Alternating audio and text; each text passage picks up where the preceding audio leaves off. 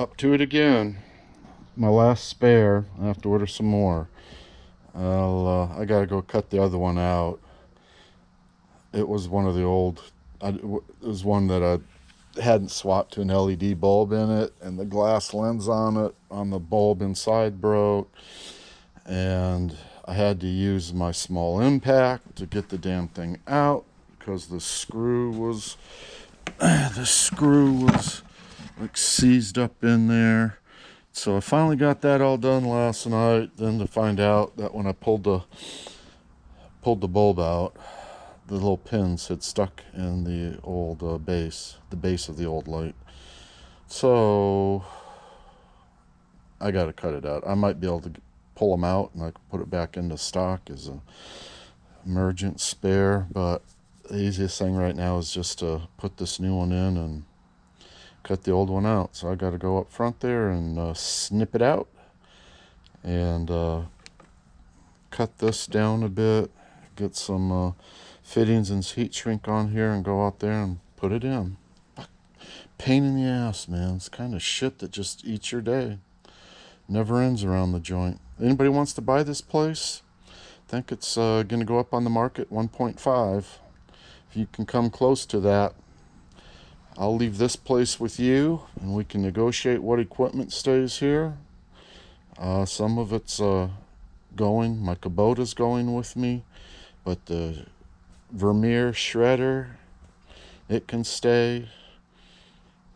The Genie lift, it can stay. The tractor can probably stay. Anyway, make me an offer on the joint. It'll be up on the markets listed here shortly. In the meantime, I just keep it on. Let me go get that other light. That's the model of this light. It's probably the closest I could find without spending a lifetime online looking, because these lamps that were in here, you know, they're old. They're an oldie that can't really find them much anymore like that. So what I have is the most similar. Anyway, onto it. I could put new bases in them, but you know what? People that have time on their hands, that's probably a possibility for the DIYer, frugal DIYer. For me, time, it's just more cost effective with how much these things cost these days. Cut the old ones out, put this new style in. I get them to fit into the buckets that are out there, and back at it. Of course, nothing ever works out easy, especially when your back is already a piece of shit state. Everything you do is on the ground, crawling around, ducking underneath shit. All right. This guy's coming out.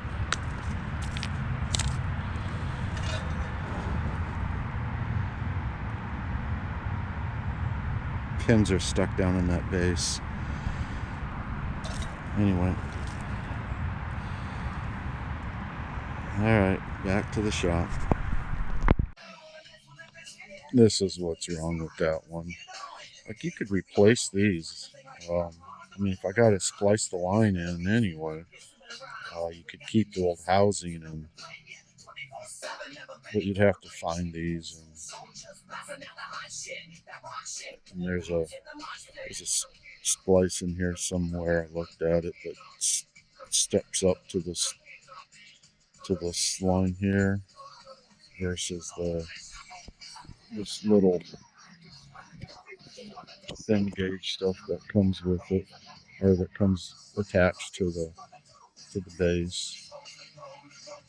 I'm sure these bases are manufactured somewhere, because actually I think you can even take out the little base just itself.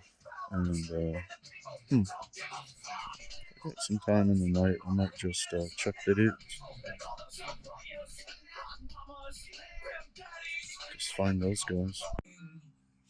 Alright, I hobbled together a couple of things here. I got a non-insulated one here that I'll slide another piece of heat shrink on that end of it, and then I'll put a bigger piece of heat shrink over it all, That was the last one of those. I do have these cold um, splices, this goop seals the ends of them. I could have used it, but cool seal is what they're called. But I didn't. And so I'm going to do then here. Of course, put the other line in here. Heat shrink that down. So this will have the smaller heat shrink on the other end. This will be heat shrinked. Then I have a larger piece that will go over this and then over this as well. And then I have even a larger piece that will encapsulate everything. So I shouldn't have to deal with this again. That's kind of how I do these ones. It's kind of like I do the initial connection and seal, heat shrink, seal, and then I put another cover over that. And if I have multi lines, I put one cover over all the lines.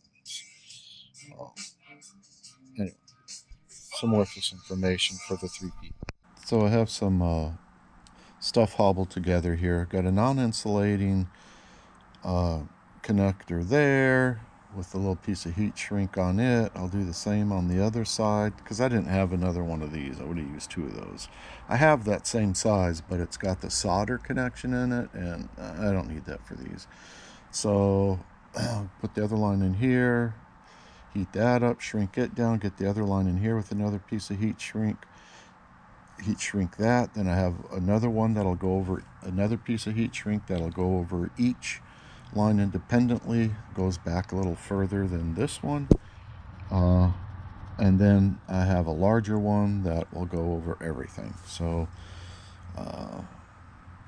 it's I like doing the double on the lines, but since it's multi and to keep things tidy, that's why I'm just going to put a bigger piece over it all. Could electrical tape it, even got some rubberized electrical tape, but it's kind of just easier to heat shrink it.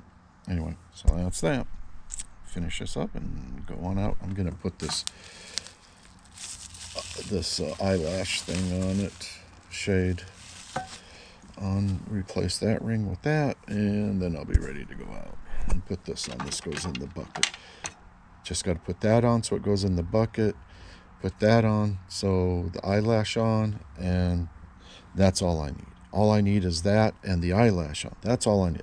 That, the eyelash, and this is all I need. So there we go. There's my stub that I gotta connect this guy to. I forgot the bucket back in the shop. I'll have to go get it, but I can slip it down afterwards. Dog bones everywhere, man.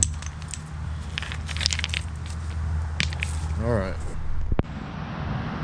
Back in for now. Should come on this evening. See what happens. I don't know about burying that any deeper or not, but figure that out later. I've got a light back, hooked back in. Should come on this evening. Right on.